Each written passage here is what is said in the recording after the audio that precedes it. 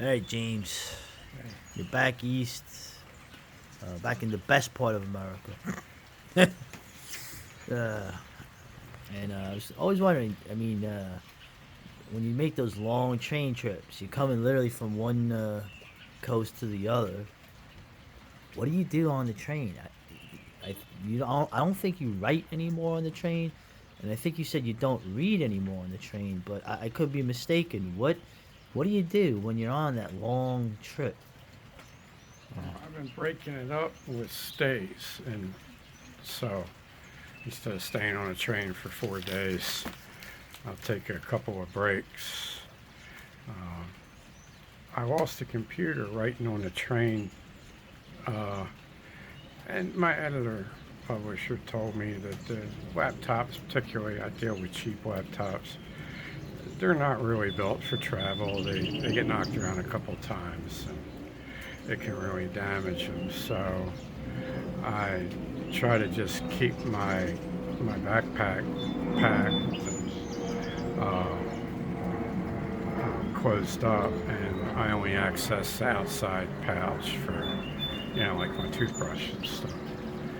So the, the other thing is the the little table chair on the back of the seat. Some people use it for writing, but the person in front of you controls the seat, so you could be writing and then they move their seat back a foot or forward a foot. Um, That's when you whoop the ass. Every and ass kid. and it's just the posture's bad for writing. And the person sitting next to you, if there is somebody sitting next to you, and they're overbooking the trains now, they can read what you're writing, Ah, and that could be enough to get me lynched. And the best place to write when the last time I rode on a train was when it was empty during COVID 2020, wow. and I was in the viewing car. It was like having a diner to myself. It was myself and an Amish guy, and that was it. Uh, so I don't do that anymore. I do read some on a train. I did not this time because my eyes have been really bad. I let my glasses prescription get out of focus, I think. So I will try to travel with one book that's got large enough type and annotate it by hand while I read it when my eyes are better.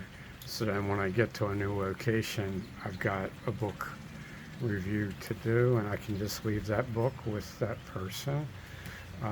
There's a great used bookstore in San Jose that uh, late last year and early this year, I actually read and annotated 4 books going back and forth to San Jose that I got from that bookstore. And I was going to do that going across the country, but like I said, my eyes were burnt out. So what I did do was I took notes on scrap paper I had, and I still have that sitting on the dresser. I saved the articles with the notes when I'm recording what somebody's saying when they're threatening to kill everybody on the train, for instance. Oh yeah. And I'll try to. So when I was stuck in Chicago for a day, I outlined 6 articles for the trip from Portland to San Jose to Grand Junction to Denver to Chicago. And I wrote one of them. I wrote another one yesterday and another one today. So I still have like 3 or 4 of them to do. And I'll probably do them tomorrow and the next day. And and those will be the ones that I've taken hand notes for. There were 3 articles I took hand notes for. And so I collect material. So I usually spend my first week in Pittsburgh writing up a week or the previous week's worth of travel. I know 2 years ago I spent my first week in Missouri writing up a 2 week trip of travel, which was just crazy. That was a book in of itself. So the travel does generate writing. I had planned on finishing a novel when I was on the train, Mm. but weird stuff happened. the train trip was so crazy, and the people that were near to me wanted to talk to me. So, for every person that will read one of my novels, there's 10 people that will read about Ennio and his stories. So, Right. Okay. so I do that. Now you had a layover because of in Chicago because the freight took precedence. You got a hotel room for free. Uh, Actually, we were a couple hours late because the freight took precedence, and it saved us from an even stranger trip. Because if we'd have gotten any closer to Denver, uh, we might have laid over at a place where I couldn't even afford to buy a beer. Oh. We might have been up by the ski resorts. Okay. Okay, so 45 Abrams tanks on Thursday night, the 28th, were being shipped west to the Nevada desert. You saw that? Yes, they Wow. did not have USG markings. They were painted tan,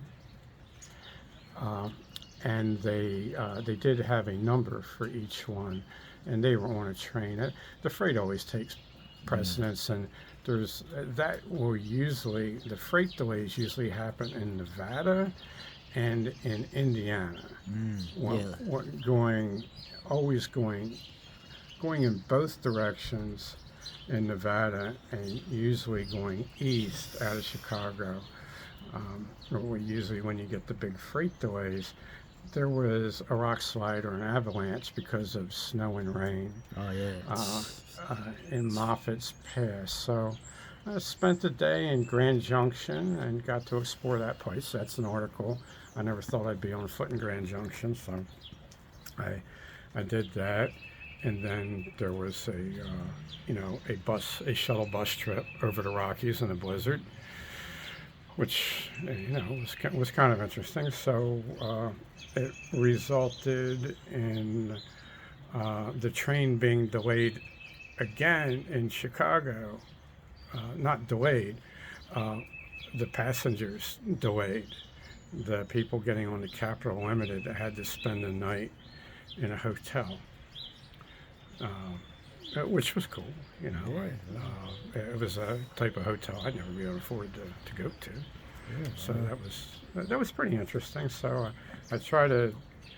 Usually my plans for writing while I'm traveling just completely get demolished by the travel experience. Yeah. Man plans, God laughs.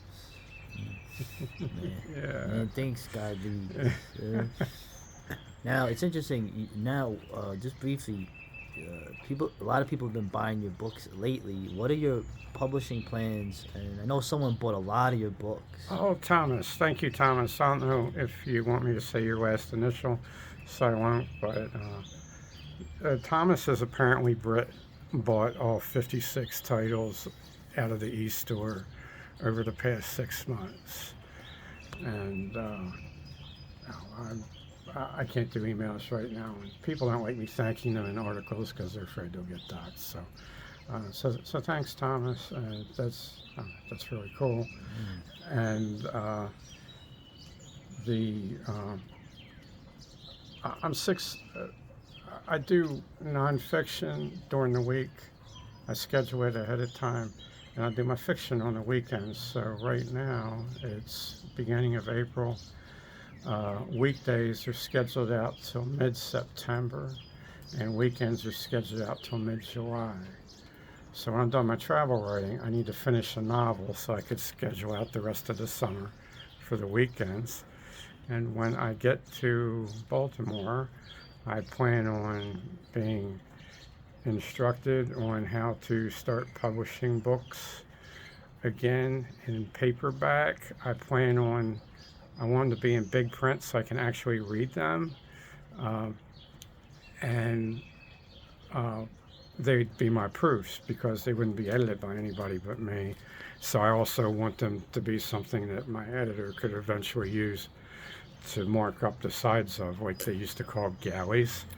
So it would be generate material for her and for people that don't mind some typos. My goal is to publish 25 novels, as many journals, and then about 10 history books. And from mid-April to mid-May, I plan on publishing 2 books a day for a month, and that should pretty much clear the docks out. And Lynn is looks like she's going to be doing 2 big hardbacks a year. Wow. She's going to be doing Gallows Born, which is a fiction trilogy, and she's going to be doing Masculine Autonomy. So she's just going to be doing big hardback books. And Masculine Autonomy is going to be a combination of Taboo You, When Your Food Raw, and Your Trojan Horse, spelled with a W. Yeah. And, so that's the publishing plans for this year. I want to try to get everything in print that I have outstanding, and then just start putting stuff in print as soon as I get it done in the future. And so that's the attempt. Because right now I'm still living off of the ebook website books and stuff in print that was published before 2019. So that's really old stuff. So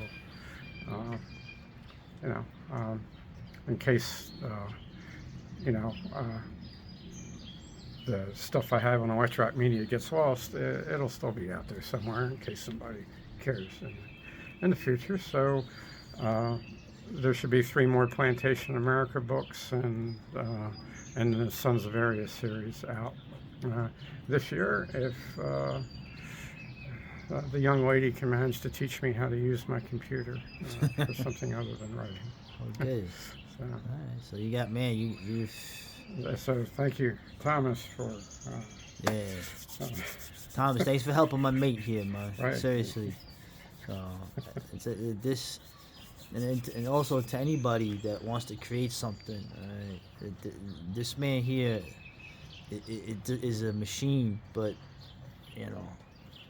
he's an inspiration to no matter what you're going through, no matter what your situation is, financially, or even, what roof is over your head at any given moment, or what clothes you're wearing.